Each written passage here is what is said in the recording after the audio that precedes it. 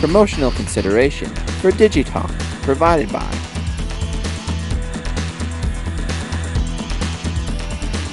Swag at 67 High Street in Danvers.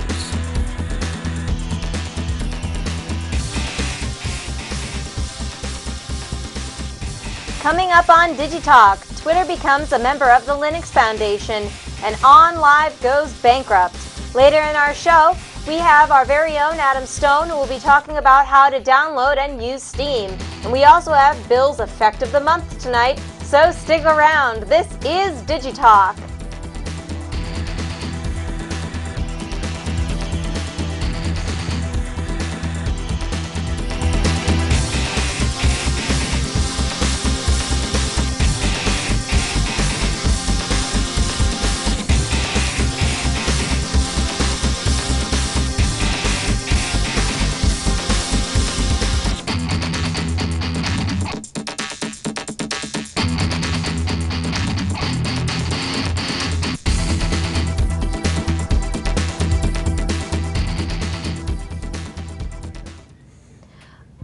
All right. Well, I want to welcome everyone to DigiTalk. My name is Sarah. And I'm Jay. Welcome. We have a great show for you guys tonight. We do. But before we get into anything too crazy, we're going to talk a little bit about a transfer that Jay's made recently. Yeah, I was talking with just our producer Josh the other day about, going to all digital format for music, and just kind of wondering if anyone out there still uses CDs or going back to tapes. You know what? I honestly, there are pros and cons about going to, digital. All digital. Which is, honestly, I love having the tangible thing. I mean, I still even, I play records. I love that. It sounds, this quality of it has more depth to it, just in my opinion. Well, that's a lot of people say about records, that the sound quality is superior. Oh, yeah. And then the other thing is, too, when I would get a CD when I was younger, I would throw it into my car and I would listen to the whole thing from beginning to end, non-stop. And now it's kind of, you have the option on your, it's like you can shuffle them up. It's not really, it's like really true to the artist if you have the CD and actually listen to the whole thing. Yeah. There's pros and cons. Sounds good. All right. Well, there are a few ways to contact us. You can find us on Facebook at facebook.com/DigiTalkShow, or follow us on Twitter at twitter.com/DigiTalkShow, or email us at digitalk@jbdavisproductions.net. And you can call us here live tonight at 978-777-2720. So, now is the time where we update you on what's happened in the tech world recently. We have the news up first with 4 topics to run through this week. So let's get right into it. It's time for the news.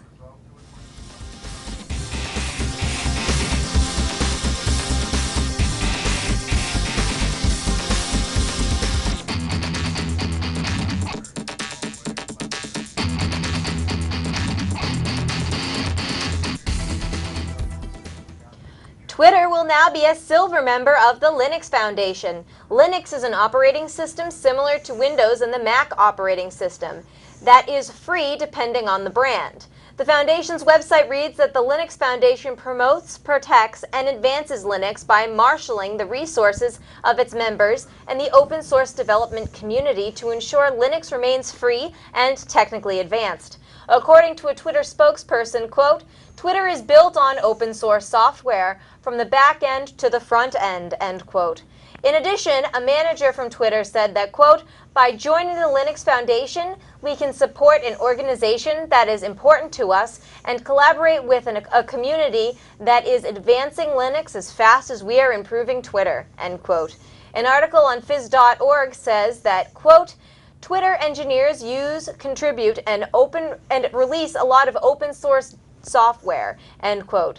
Twitter's official records say that, quote, "There are over 140 million people using Twitter, and that number is growing every day," end quote.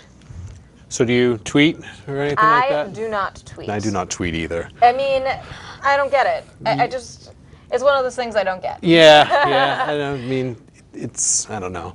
Seems like it's trying to be kind of Facebook-y like. Yeah, no, it's taking Facebook, breaking it down into the bare bones, so it's just sentences. it's just status updates. Yeah. Which is silly, in my opinion. And Google is in a battle involving Oracle and the Android operating system, and now courts have made the company release some information regarding who is on the payroll. Wired.com writer Robert McMillan reported that, quote, Google says it didn't pay bloggers to write about its Java dispute with Oracle, end quote. However, according to another Wired.com article, quote, the judge presiding over the case has required Google to make public anyone that has gotten money from consultants, contractors, vendors, or employees and employee commenters at organizations who receive money from Google, end quote. Oracle is saying that Google is using its network to create and spread either false information or smear information in a way that could be harmful to their suit. A Google spokesperson said that, quote, it would be perhaps impossible to identify everyone associated with organizations that receive money from the company because many bloggers generate revenue through Google's AdSense online advertising program, end quote. Cade Metz, a Wired.com writer, covered the event and reported that, quote, though the jury found in favor of Oracle on some matters, the software giant pretty much lost the case and has vowed to appeal, end quote. It just It's seems really like interesting, Google I know. can't stay out of trouble these days. It seems like every time we're here, we're he said, she talking said, about Google who lawsuits. paid who knows? I mean, honestly, it's getting ridiculous. All right, well, OnLive was one of the first cloud gaming services and has now closed its doors. Cloud gaming refers to the process that instead of saving data to a disk inserted into your video game console, users save data to storage space designated for them on the internet. An email sent to a Polygon executive from an anonymous source says that, quote, OnLive as an entity will no longer exist. Unfortunately, my job and everyone else's was included. A new company will be formed and the management of the company will be in contact with you about the current initiatives in place, including the titles that will remain on the service, end quote. However, what was to become of the people that paid money for the games?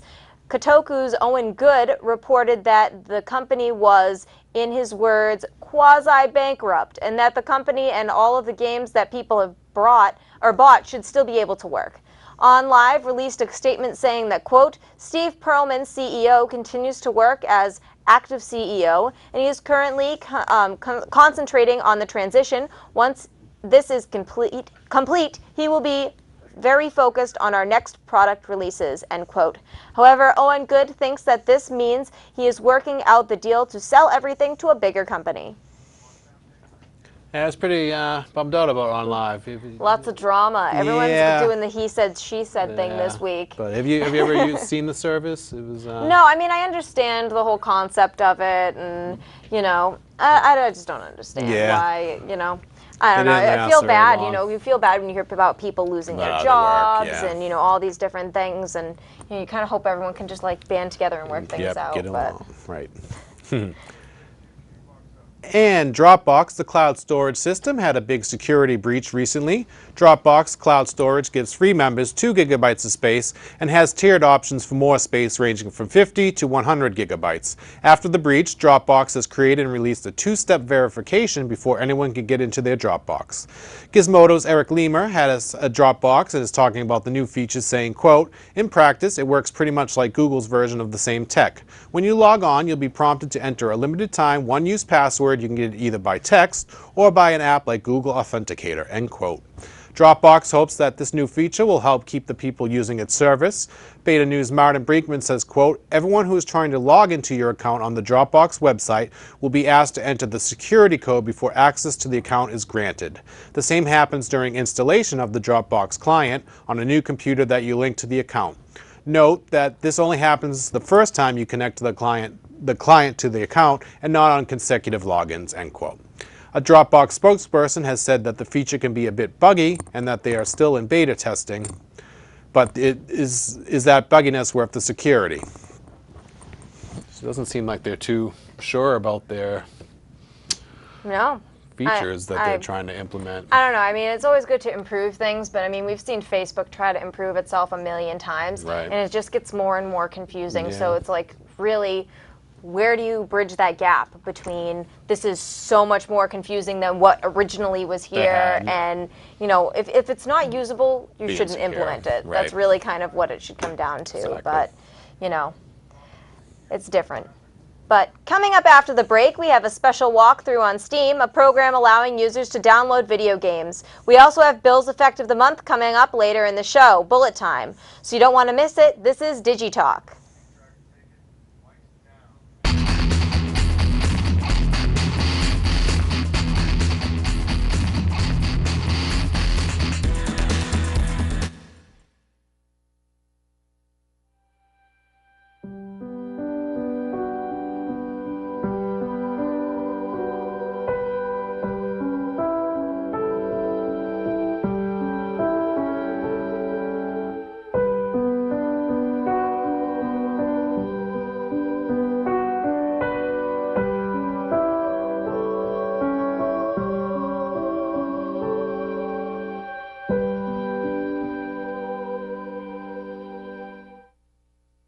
Diabetes can destroy your life.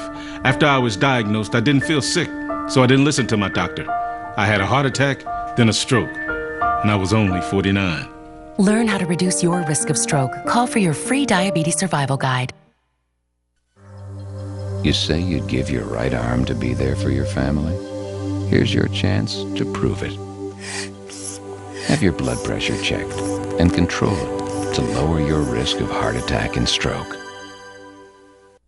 They say every picture tells a story. Last year, 31,000 stories were left unfinished because of HIV/AIDS, and 160,000 were cut short by breast cancer. But this is about DVT, deep vein thrombosis, and its potentially fatal complication, pulmonary embolism, that ended 300,000 stories last year. More than AIDS and breast cancer combined. DVT is a blood clot, usually found in the leg, that can break loose and travel to the lungs where it can be fatal. Some risk factors include obesity, recent surgery, restricted mobility, respiratory failure, and advanced age. There's one story I know by heart. It's about an NBC correspondent, a young husband and father named David Bloom, who died of DVT-related complications while covering the Iraq War. I'm Melanie Bloom, and I tell David's story so others will be able to write happier stories and reduce their risk. So please talk to your doctor about your risk of DVT. And visit preventdvt.org. All right, I want to thank everyone for joining us here at DigiTalk tonight. Once again, I'm Sarah. And I'm Jay. Hope you guys are having as much fun as we are on tonight's show. But I want to let you know that you can find our latest shows on DCAT's servers at danverstv.org. You'll find these shows and all of DCAT's recent shows by clicking the On-Demand menu button at the top of the page. All right, so we have a feature tonight that has been generated by Adam Stone, who is one of our crew here. So I've heard it's really good, so we're going to go check it out together. This is about downloading and installing Steam. All right, well, while we're waiting for that to come up, what's your favorite app this week? Talk to you about Steam. Steam is a program created by Valve and is used for digital distribution of games. What does it mean, digital distribution? Well, that means all you need is an internet connection and you don't need to go to Best Buy, Target, or any store anymore to buy games. Simply go to store.steampower.com. This is the Steam page. In order to get started, click this button, Install Steam. Download and install the program. Then, click this button, Login, to go to this page. Click Join Steam and fill out all the account information. Create your username, password, email address. Don't worry, you're going to need to use a credit card for Steam, but it's completely secure.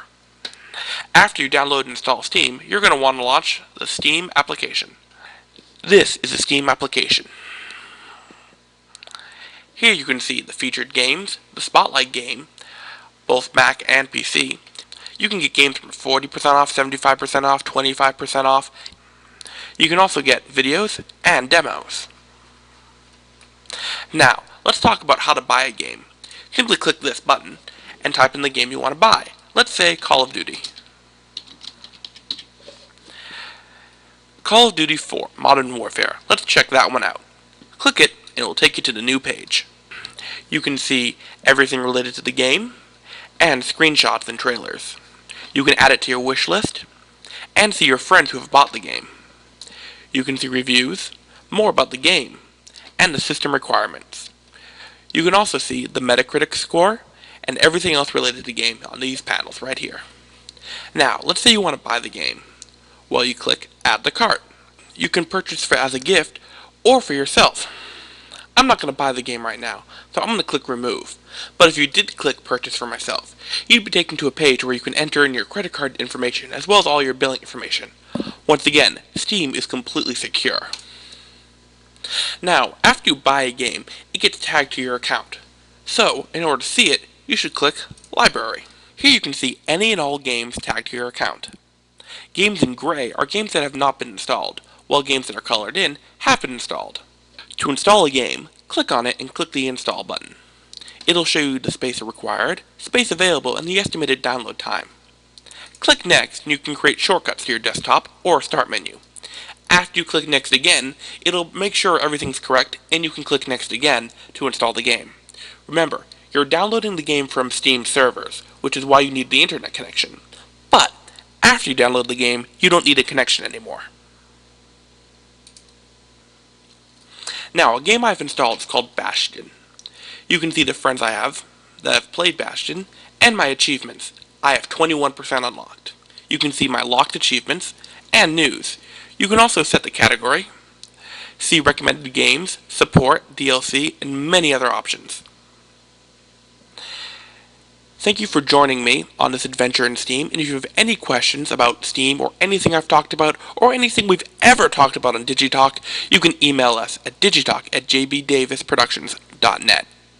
Thank you for watching. All right. Pretty cool. That was pretty interesting. I like the idea of Steam, but I still like to go to a store, buy a game, hold it in my hand, and have a disc. We're on the same level of, I'm with music, you're with games. Yep. I mean, it's totally, if I'm going to spend $80 on a game, right, you best hand me something. Right. Have you know it what I in your mean? I want hand. something right here, Exactly. But, I mean, I don't know. When you have it on a disc, too, I feel like can be less glitches because, if you lag in your internet connection or whatever, right, there could be hiccups when you download it. Yeah. How do you return something digital, too, Right? So, today here we at DigiTalk need to take a moment to honor a great man. At the age of 82, Neil Armstrong, the first man to walk on the moon, has passed away. Mr. Armstrong died following complications from heart bypass surgery he underwent earlier this month. He was 38 when he landed on the moon all the way back in 1969.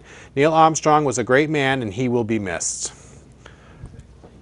Yeah, it's crazy to think he was 38. I mean, I'm 38 and I'm nowhere near This could accomplished be the moon, what... you don't know. That's true. I don't know. I mean, that's really interesting. And we were talking earlier about how they, the news messed it up. Yeah, they messed up they said Neil Young, so everyone's like, oh no, Neil Young. And they're like, oh no, Neil Armstrong. And they're like, oh, there's so many Neils with different last names, All right, well, we still have more to come. After the break, we have Bill's Effect of the Month, Bullet Time. Find out what this effect is and his rating for it. Stay tuned. You're watching DigiTalk.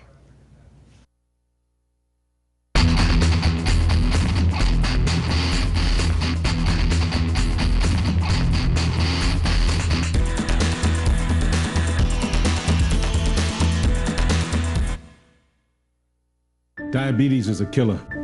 After I was diagnosed, I didn't feel sick, so I didn't listen to my doctor. Then it struck.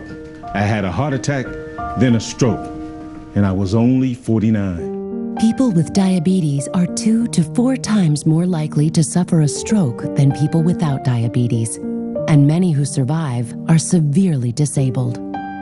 Don't let diabetes destroy your life. Learn how to reduce your risk of stroke. Call for your free diabetes survival guide. Can you tell? Can you tell? Does it look like I'm fighting a disease? Fighting. Fighting for my life. Like my life expectancy is shorter than yours? There's no outward sign. But we're battling every day. Every day. Every day. Worrying, testing, Treating. Fighting. Diabetes. Diabetes has been called a silent epidemic. It's time to call it out for what it is. This is Brett Michaels. Join us. Choose to share, act, learn, and give. Help us stop diabetes.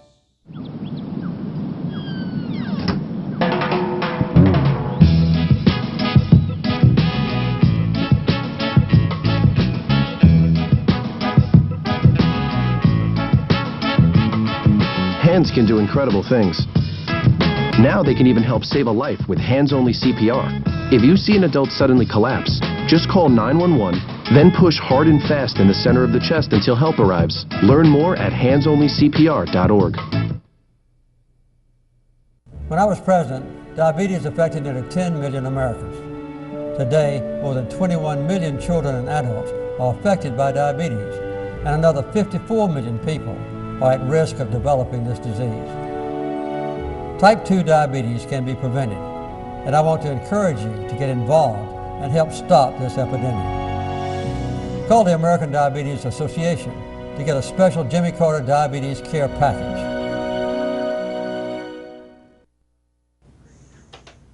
All right, well, I want to welcome you back to the show.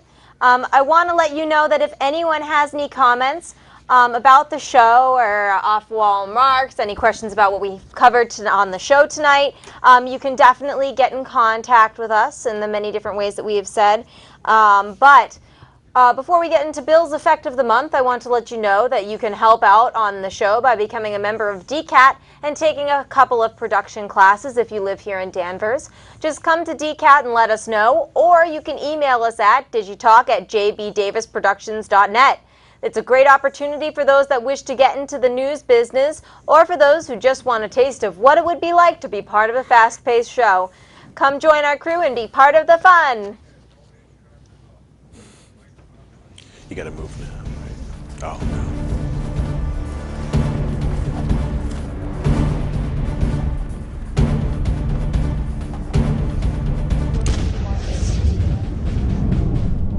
Do we do it? Ask him or we do it now? No. Well, no, because he's gonna be focused on it.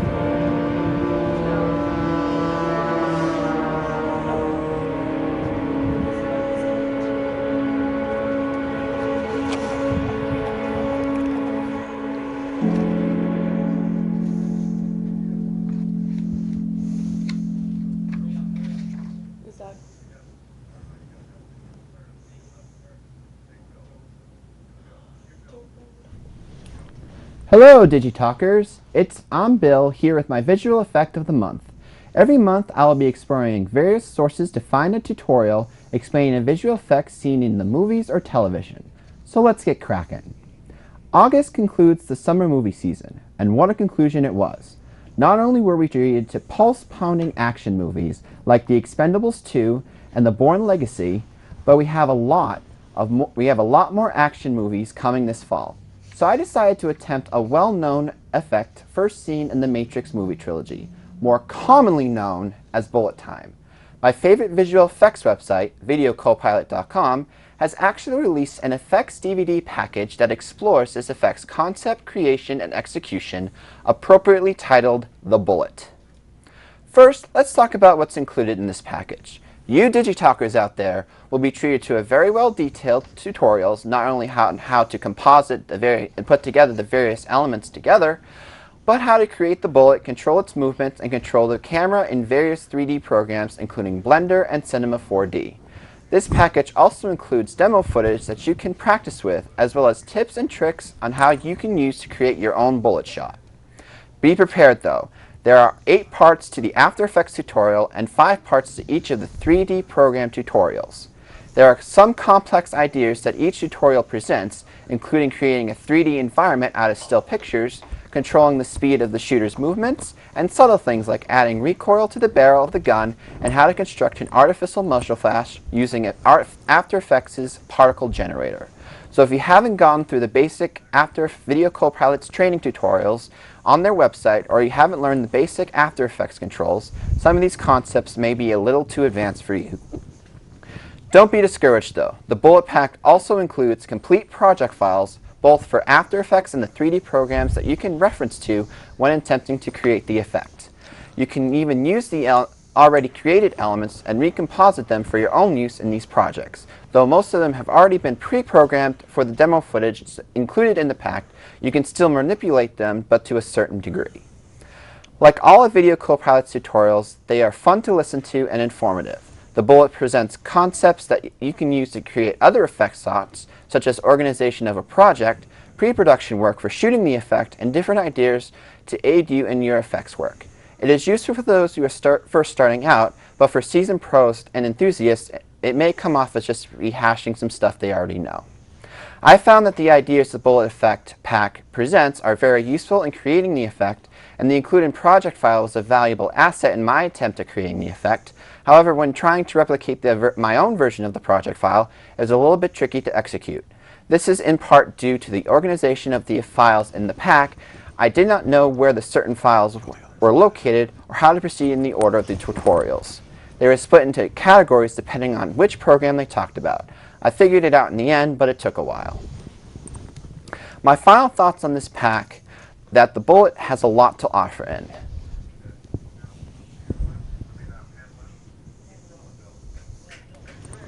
My final thoughts on this pack is that the bullet has a lot to offer in.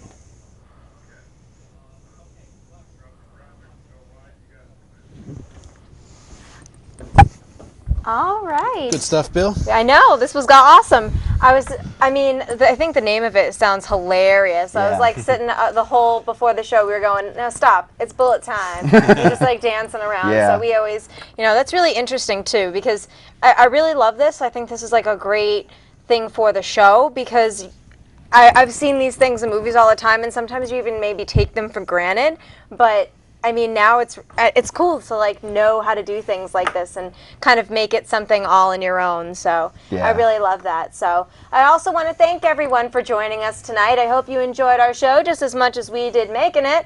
I also, I think that we had a lot of great stories tonight. Jay and I were just talking that a lot of it had to do with, insecurity on the internet, which is, kind of a theme we talk about every now and then. But right. Just to let you know, there are also a few ways to contact us. You can find us once again on Facebook at facebook.com/DigitalkShow, or follow us on Twitter at twitter.com/DigitalkShow, or email us at digitalk@jbdavisproductions.net. Now, stay tuned to DCAT for Mass Factor coming up at 8 o'clock. From all of us here at DigiTalk, thanks for watching, and we'll see you again in 2 weeks.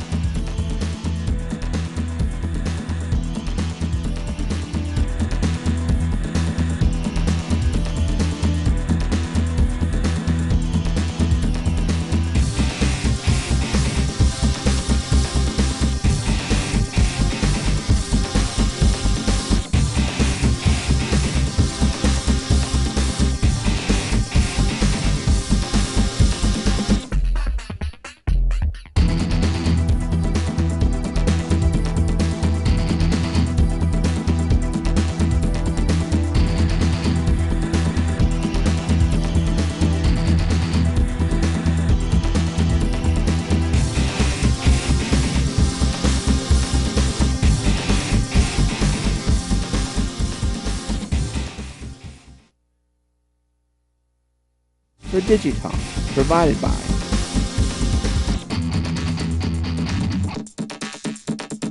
Swag at 67 High Street in Danvers.